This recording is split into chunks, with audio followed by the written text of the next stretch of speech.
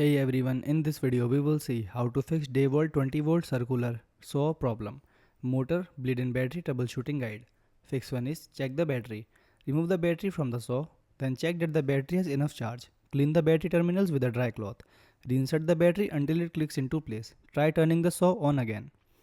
Second one is verify the trigger lock off switches. Hold the lock off button, then while holding it squeeze the trigger. If the saw starts, that safety switch was preventing operation. Third one is inspect the blade. Remove the battery, check the blade for broken or missing teeth. Tighten the blade bolt if it's loose. Replace the blade if it is dull, bent or damaged. Fourth one is clean the blade guard. Remove the battery, open the lower blade guard by hand, remove sawdust and debris with a brush or compressed air. Make sure the guard moves smoothly before using the saw. Fifth one is allow the motor to cool. Turn off the saw, remove the battery, let the saw cool for 20 to 30 minutes, reinstall the battery and test again. Thanks for watching.